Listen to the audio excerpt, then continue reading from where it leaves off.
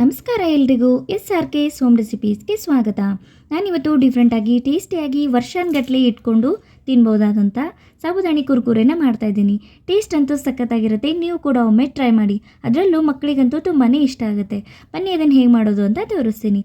ಮೊದಲಿಗೆ ಒಂದು ಮಿಕ್ಸಿಂಗ್ ಬೌಲಲ್ಲಿ 2 ಕಪ್ನಷ್ಟು ದಪ್ಪ ಇರೋ ಸಾಬುದಾಣಿನ ಹಾಕ್ಕೊಂಡು ನೀಟಾಗಿ 3ರಿಂದ 4 ಸಾರಿ ವಾಶ್ ಮಾಡಿಕೊಂಡು 2 ಗ್ಲಾಸಷ್ಟು ನೀರನ್ನ ಸೇರಿಸಿ ಒಂದು ಲಿಡ್ನ ಕ್ಲೋಸ್ ಮಾಡಿ ಓವರ್ ನೈಟ್ ಇದನ್ನು ನೆನೆಸ್ತಾ ಇದ್ದೀನಿ.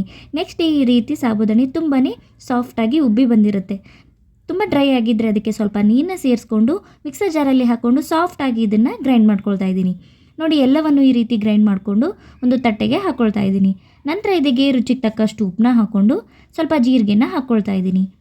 ನಂತರ ಖಾರಕ್ಕೆ ಸ್ವಲ್ಪ ಚಿಲ್ಲಿ ಫ್ಲೇಕ್ಸ್ನ ಹಾಕಿ ಸಾಬುದಾಣಿ ಹಿಟ್ಟನ್ನು ನೀಟಾಗಿ ಕೈಯಿಂದನೇ ಒಂದು 5 ನಿಮಿಷ ನಾದ್ಕೊಳ್ತಾ ಇದ್ದೀನಿ.